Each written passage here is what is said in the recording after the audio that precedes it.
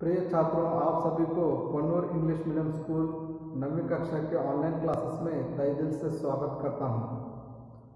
बच्चों, आपसे एक प्रश्न पूछना चाहता हूं मैं इस अवधि में। पर्यावरण का अर्थ क्या है? देखिए, पर्यावरण का अर्थ क्या है? पर्यावरण का अर्थ यह है हमारे चारों ओर का वातावरण। हमारे चारों ओर का वातावरण ही पर्यावरण है।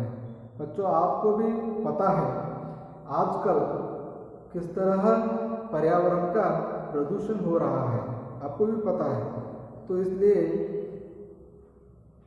पर्यावरण प्रदूषण हो जाता है तो उस पर्यावरण में रहने वाले हमें बहुत समस्याएं आते हैं, ठीक है। तो इसलिए हम पर्यावरण को प्रदूषण न होने देना चाहिए, ठीक है ना। तो इस दिशा में परशुराम शुक्ला जी ने एक पद लिखा है। उस पद को आपके 9वीं कक्षा के पाठ्यक्रम में जोड़ा गया है। उस पद का नाम है पर्यावरण बचाओ। इस अवधि में हम पर्यावरण बचाओ पद के बारे में समझेंगे। किस तरह परशुराम शुक्ला जी ने पर्यावरण प्रदूषण को बचाने की जो इच्छा इस कविता में व्यक्त किए हैं, किस तरह हम पर्यावरण को शुद्ध रखना है, पर्यावरण शुद्ध रखने की मांग किस तरह उन्होंने रखी है, इसको हम इस अवधि में समझेंगे। समझने से पहले इस पद के लेखक परशुराम शुक्ला जी का थोड़ा सा परिचय प्राप्त करेंगे। इनका जन्म जून 6, 1947 को उत्तर प्रदेश के कानपुर में हुआ। इनका जन्म कहाँ हुआ और कब हुआ? जून 6, 1947 को उत्तर प्रदेश के कानपुर में हुआ। शुक्ला जी बाल साहित्यकार हैं। देखिए, यह एक कैसे साहित्यकार हैं? बाल साहित्यकार हैं। इनके पुरस्कार भारतीय वन्य जीव कृति के लिए पुरस्कार प्राप्त हुआ है। देखिए, इनका भारतीय वन्य जीवन कृति पुरस्कार प्राप्त हुआ है। समाज कल्याण मंत्रालय, पर्यावरण एवं वन मंत्रालय, भारत सरकार, नई दिल्ली से इन्होंने सम्मानित हुए हैं। हिंदी अकादमी हैदराबाद सहित अनेक संस्थाओं द्वारा सम्मानित हुए हैं। तो इतना परशुराम शुक्ला जी का एक परिचय है। तो इस पाठ का आशय के बारे में समझेंगे। परिसर के बिना मानव का जीवन असंभव है ना। परिसर के बिना मानव का जीवन असंभव है, ठीक है। परिसर है तो मानव है। ಪರಿಸರ ಇಲ್ಲದೆ ಮಾನವ ಇರಲಿಕ್ಕೆ ಸಾಧ್ಯ ಇಲ್ಲ. ಪರಿಸರವನ್ನು ಹೊರತಾಗಿ ಮಾನವ ಇಲ್ಲ. ಪರಿಸರ ಬೇಕೇ ಬೇಕು. शुद्ध पर्यावरण जीव जगत के लिए आवश्यक है। देखिए, शुद्ध पर्यावरण जीव जगत के लिए, इस जगत में, इस पर्यावरण में रहने वाले सभी जीव जंतुओं को कैसा पर्यावरण चाहिए? शुद्ध पर्यावरण चाहिए। इसलिए लेखक कहते हैं शुद्ध पर्यावरण जीव जगत के लिए अत्यावश्यक है।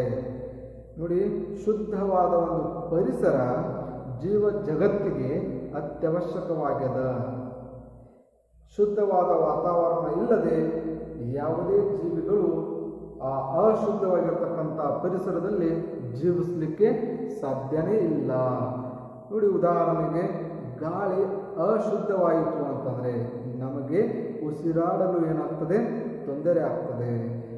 ನೀರು ಮಲಿನವಾಯಿತು ಅಂತಂದರೆ ನಮಗೆ ಕುಡಿಯಲು ಸಾಧ್ಯವಾಗುವುದಿಲ್ಲ. ಸೊ ಆದ ಕಾರಣ ಲೇಖಕರಲ್ಲಿ ಈ ಒಂದು ಆಶಯವನ್ನು ಹೇಳ್ತಾರೆ. ಆಶಯದಲ್ಲಿ ಶುದ್ಧ पर्यावरण जीव जगत के लिए आवश्यक है. ठीक है, ಶುದ್ಧವಾದ ಒಂದು ವಾತಾವರಣ ಪರಿಸರ ಜೀವ ಜಗತ್ತಿಗೆ ಅತ್ಯಂತ ಅವಶ್ಯಕ ಅದ ಅಂತೇಳಿ ಹೇಳ್ತಾರೆ. आजकल जल वायु और ध्वनि का प्रदूषण निरंतर बढ़ते जाने का कारण परिसर का संतुलन बिगड़ रहा है. देखिए आजकल क्या हो रहा है, जल वायु ध्वनि का प्रदूषण हो रहा है. इस तरह निरंतर होने से परिसर का एक संतुलन इक्वालिटी वो क्या हो रहा है, बिगड़ रहा है. ठीक है, देखिए ನೋಡಿ ಇವತ್ತಿನ ದಿನಮಾನಗಳಲ್ಲಿ ಜಲ ವಾಯು ಧ್ವನಿ ಶಬ್ದ ನೋಡಿ ಶಬ್ದ ಮಾಲಿನ್ಯದಿಂದ ನಿರಂತರವಾದ ಈ ರೀತಿಯಾಗಿ ಮಾಲಿನ್ಯ ಆಗುವುದರಿಂದ ಪರಿಸರದ ಒಂದು ಸಮತೋಲನ ಕೆಡ್ತಾ ಇದೆ. इसलिए पर्यावरण की रक्षा करना सबका आद्य कर्तव्य है. इसलिए हम सब क्या करना है, हम सब मिलकर इस पर्यावरण में सभी मिलकर क्या करना चाहिए, पर्यावरण की रक्षा करना सबका एक आद्य कर्तव्य मानना है. ठीक है, तो इस तरह मानते हैं तो हम हमारे परिसर पर्यावरण को शुद्ध रख सकते हैं.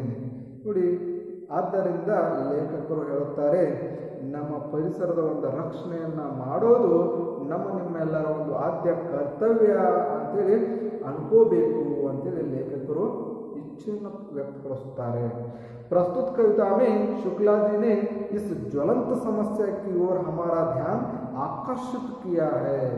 देखिए इस तरह की जो समस्या की ओर हमारा एक ध्यान आकर्षित किए हैं इस पाठ के लेखक.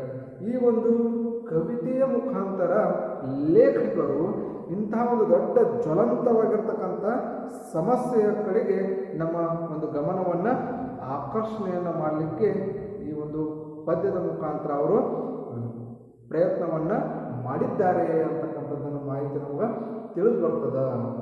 तो देखिए बच्चों, इस पद्य में किस तरह लेखक जी लोगों के ध्यान आकर्षित करने का प्रयत्न किया है, उसकी सारी जानकारी को हम अगले अवधि में प्राप्त